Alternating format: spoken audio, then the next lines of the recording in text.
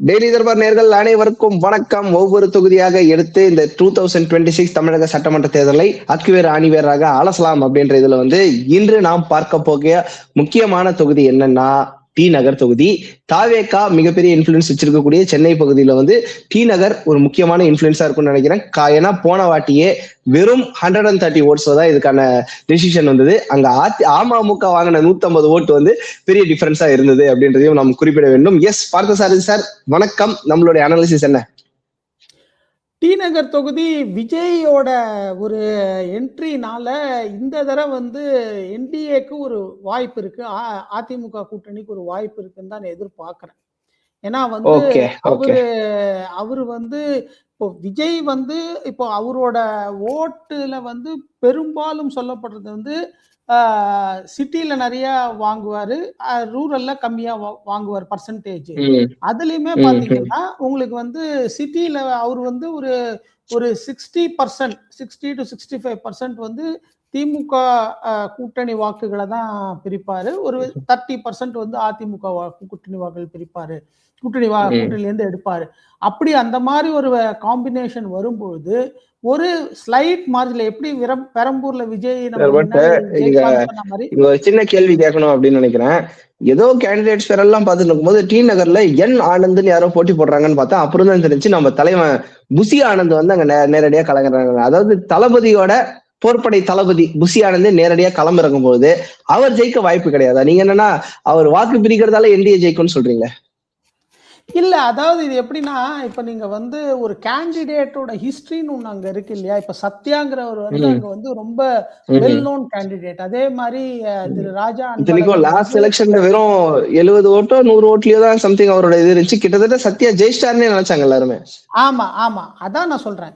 நீங்க ராஜா Anbazhagan known candidate. அப்படி பார்க்கும்போது டி நகர்ல புசி ஆனந்துக்கு அவருக்கு அங்க எவ்வளோ தூரம் அவரோட ஸ்ட்ரென்த்ங்கிறது ரொம்ப கம்மி அங்க. ரெண்டாவது நம்ம மேப்ல பார்க்கலாமா சார்? நீங்க மேப்ல பாத்தீங்கன்னா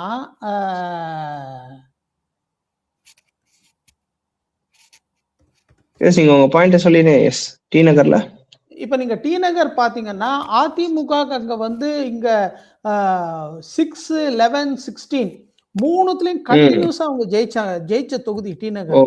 மெட்ராஸ் டிஎம்கேவோட கோட்டையா இருந்தாலுமே அதிமுகவுக்கு நல்ல அங்க ஒரு ஓட் பேங்க் இருக்கு. டிஎம்கேக்கு மத்தபடி ஜெயிச்சிருக்காங்க. இதுல காங்கிரஸ் கூட ஒரு தடவை இந்த ஜிகேஎன்சி அப்படின்னு பாத்தீங்கன்னா அது காந்தி காமராஜ் தேசிய குமரியானந்தனோட கட்சி. அதனாலதான் ஒருவேளை தமிழிசை அவர்கள் இந்த தொகுதியில ஜெயிக்கணும் அப்படின்னு நிக்கணும் அப்படின்றதுக்காக கடுமையா முயற்சி பண்றாருன்னு நினைக்கிறேன். அதுவும் இல்லாம 84ல அங்க காங்கிரஸ்க்கு சப்போர்ட் பண்ணது. அதே மாதிரி 96ல காங்கிரஸ் பிரிஞ்ச போது கூட அந்த காங்கிரஸ்க்கு சப்போர்ட் பண்ண தொகுதி. சோ அப்படி பாத்தீங்கன்னா இதுல இந்த தடவை விஜயோட ஒரு அந்த என்ட்ரினால கண்டிப்பா அதிமுக இது ஒரு ஃபேவரபிளா ஒரு வெரி லைக்லி கான்ஸ்டிட்யூன்சியா தான் நம்ம இத பார்க்க முடியும். ஓகே, இங்க நாம் தமிழரோட சொல்லுங்க. சாரி, எஸ் நீங்க சொல்லுங்க சார். புசி ஆனந்துக்கு இல்ல, புசி ஆனந்துக்கு இது அவருக்கு இப்ப நீங்க விஜய தவிர புசி ஆனந்துக்கு அவர் basically is not a Tamil Nadu person. அவரோட பொலிட்டிக்கல் ஹிஸ்டரி பாண்டிச்சேரியில தானே இருக்கு. சோ அப்படிங்கும்போது ஒரு அவுட் சைடரா தான் பார்க்கப்படுவார். இல்ல, விஜயோடைய மாஸ் இருக்கு. விஜய் ரசிகர்களுக்கு தெரிந்த ஒரு முகமாக இருக்கிறாங்க. அந்த ரசிகர்களை ஒருங்கிணைத்து அது ஒரு தளபதியாக புசி ஆனந்தா இருந்திருக்கிறாரு.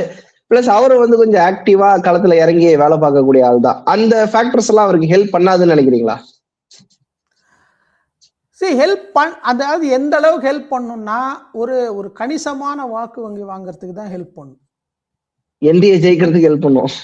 ஆமா, இப்ப நீங்க ரெண்டாவது பாத்தீங்கன்னா இப்ப விஜய்க்கு வேளச்சேரி, வில்லிவாக்கம், விருகம்பாக்கம், ராயபுரம், பொன்னேரி இந்த மாதிரி தொகுதிகள்லாம், திருவொத்தியூர் கூட இந்த மாதிரி தொகுதிகள்ல அவங்களுக்கு இருக்கிற ஒரு பெரிய அட்வான்டேஜ் இங்க கம்மி தான் அப்படிங்கிறது தான் எனக்கு தோன்றுது. ஓகே ஓகே, சோ இங்க நம்ம எந்த ஒரு இன்ஃப்ளூயன்ஸும் இல்லாம ஈஸியா என்டிஏக்கு ஒரு கேக் வாக் அப்படின்றத முடிவு பண்ணலாம். கண்டிப்பா கண்டிப்பா கண்டிப்பா. Okay okay and thank you sir. And நேயர்களே ஷார்ட்டா சொல்லணும்னா டி நகர் தொகுதி ஆல்ரெடி அதிமுக ஒரு ஃபேவரபிளான தொகுதி தான். சென்னை கோட்டை அப்படின்ட்டு திமுக இருந்ததாலும் அந்த கோட்டையில் இருந்த ஒரு ஓட்டையாக எப்பொழுதுமே டி நகர் இருந்திருக்கிறத நம்ம கண்டினியூஸா பார்த்திருக்கிறோம். ஹிஸ்டரியும் அதுதான் சொல்லுகிறது. அண்ட் இந்த முறை சத்யா தான் மீண்டும் வெற்றி பெறுவதற்கான வாய்ப்பு இருக்குது. ஐ மீன் 2021 தோல்வி இருந்தாலும் 26 சத்யா வெற்றி பெறுவதற்கான வாய்ப்பு இருக்குன்னு சொல்றாங்க.